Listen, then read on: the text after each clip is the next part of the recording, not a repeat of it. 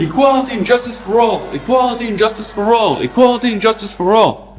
How Rawlsian of you. You seem like a sententious individual. Rawls was a cis, sexist, privileged white male. And you think that I believe like him, you're no better than this oppressive, fragile fascist. Following these hardly sedulous comments, I'll have to consider the revocation of our disputation.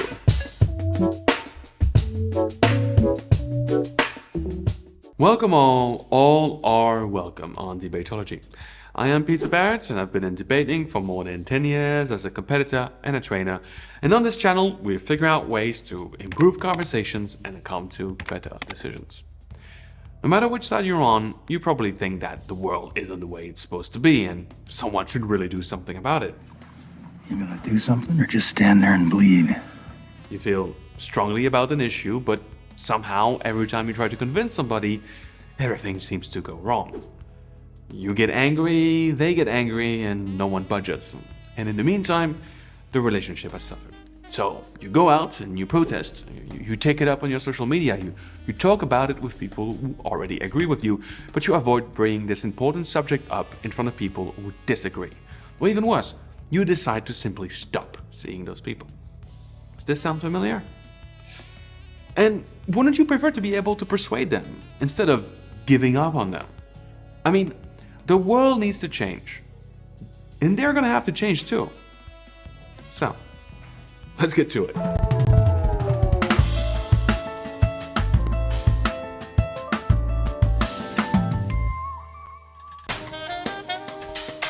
Okay, at this point, you're going to need to pick a side. No matter your preferred cause, I want you to take a moment to think about the side you're on. Is your cause related more to gender, worker rights, liberty, justice, security, immigration, healthcare? For the sake of example, I'm going to use gender equality for this video.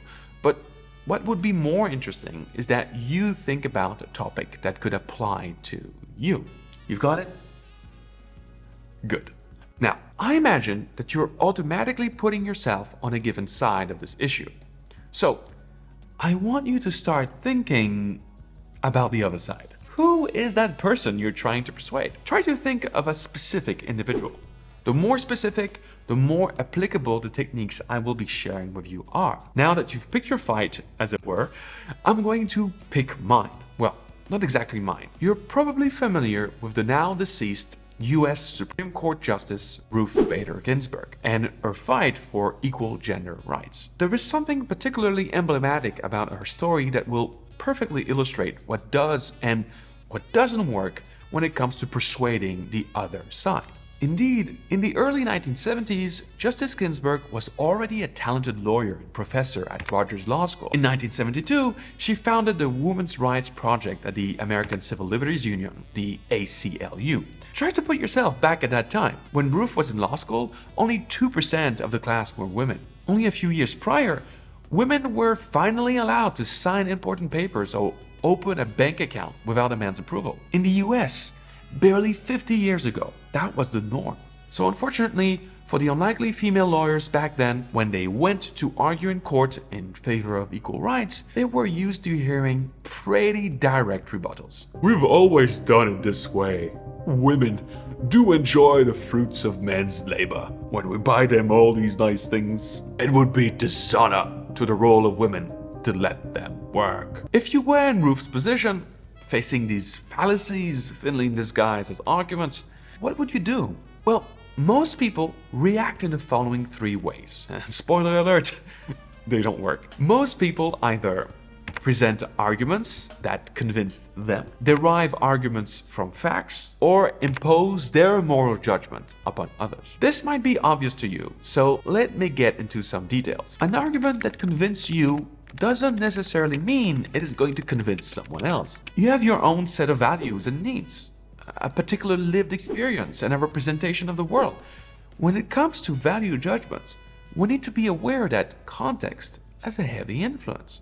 So, if Ruth was to respond to these traditionalist comments stating the importance of one's equal treatment of women, she would unfortunately be too far from her counterparts' lived experience to convince them. So, sure, That person could make an effort to empathize with her, but when you're in the business of persuasion, you don't want to have to expect anything from the receptor of your message. The only way she'd sign it is if she was high on pot. They might therefore tell me, good then, let's use messages that don't rely on one's personal preference. Let's focus on objective facts. There again, you might be in trouble. Not that facts aren't useful in a debate, but unfortunately, facts never speak for themselves. That is the nature of an important logical rule often called Hume's guillotine. You cannot derive an ought from an is. Concretely, this means that no matter how many facts you decide to point out to your contradicting party, they will always be capable of interpreting it differently from you.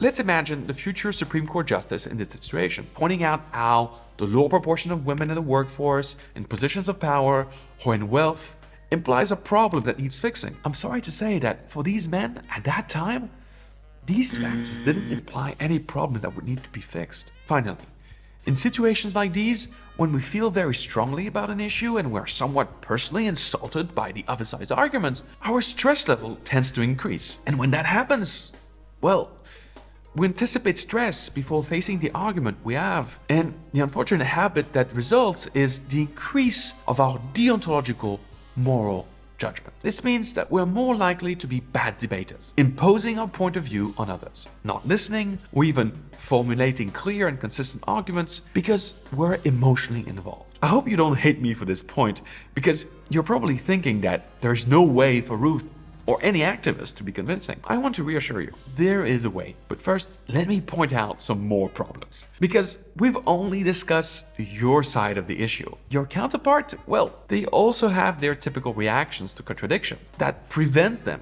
from being convinced. Most people exposed to contradicting opinions typically react in three ways: reactance, cognitive dissonance, and screaming. For the sake of cultivating your humility here, I just want to remind you that you and I are all subject to these behaviors, not just people who disagree with us. In fact, reactance is a hard one because it is a psychological defense mechanism deeply rooted in our brains.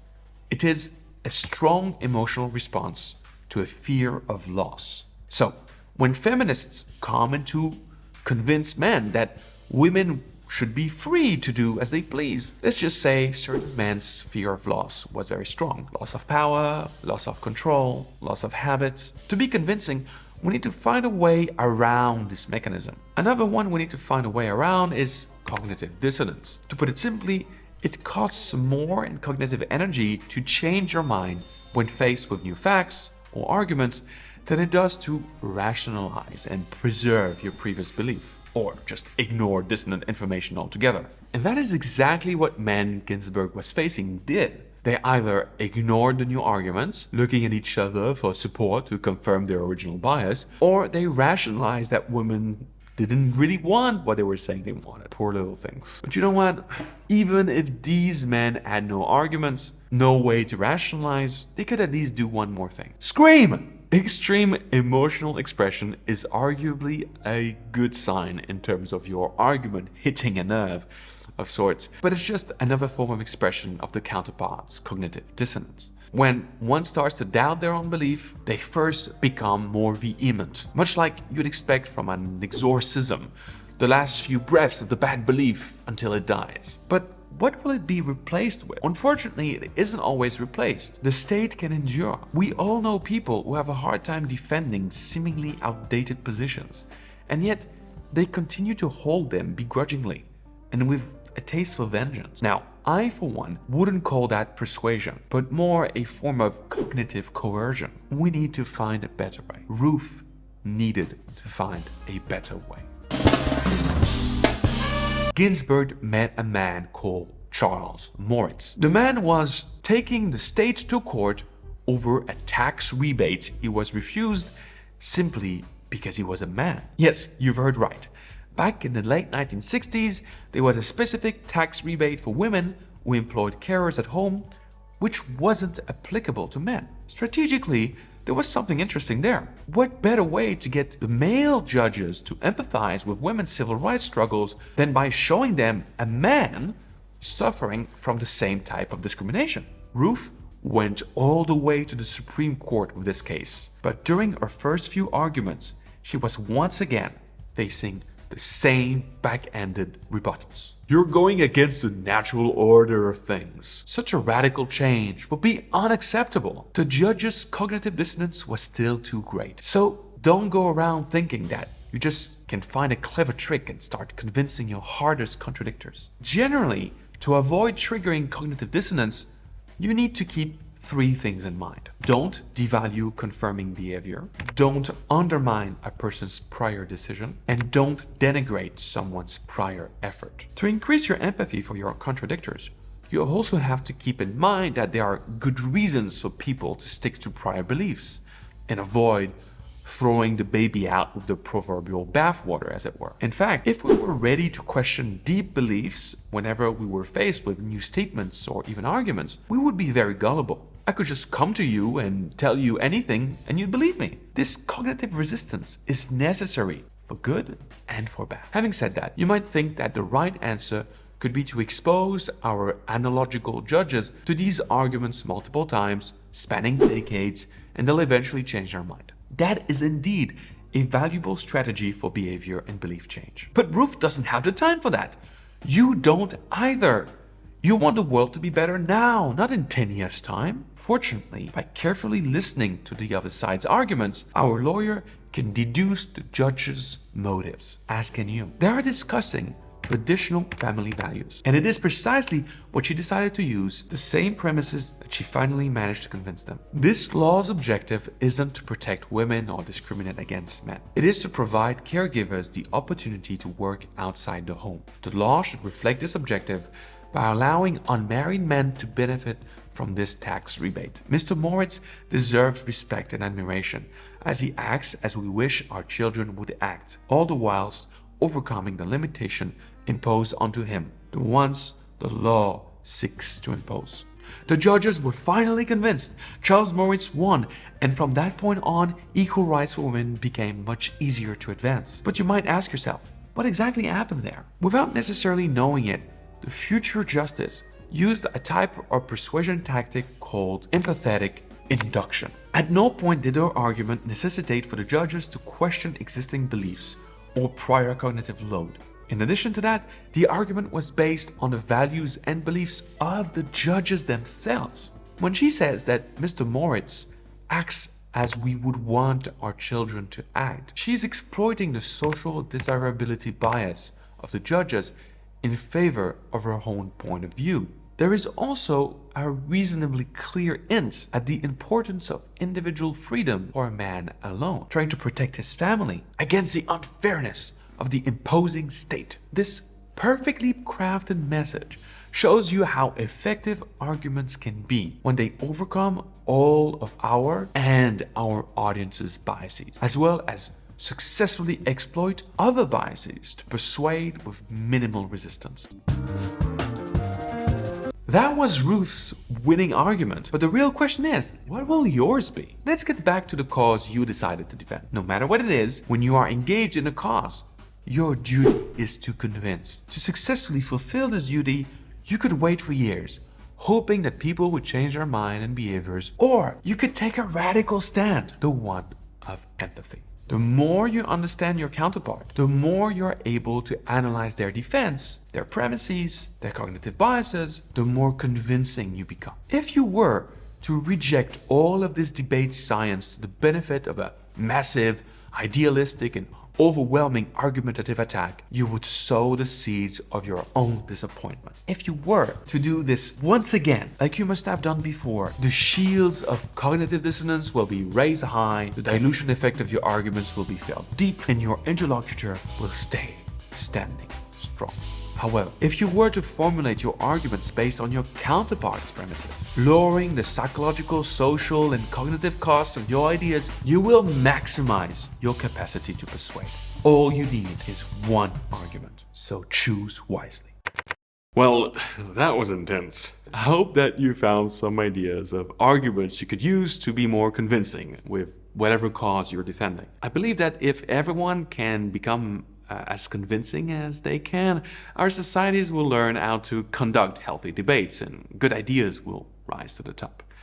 If you want to see some more examples, recently Drew from the Genetically Modified Skeptic channel made a video in which he discusses, amongst other things, a successful empathetic induction argument he made with some counterpart on a particularly touchy topic. As always, he was very enlightening. You know that I try very hard to source everything I tell you on this show, so you can find out more about Drew's videos and my sources below. The debate is open in the comments, so please contribute in good faith and good spirit. If you think that the topics covered in these videos are important, you should know that I work with organizations all over the world to facilitate more constructive conversations, improve critical thinking, and ethical conduct.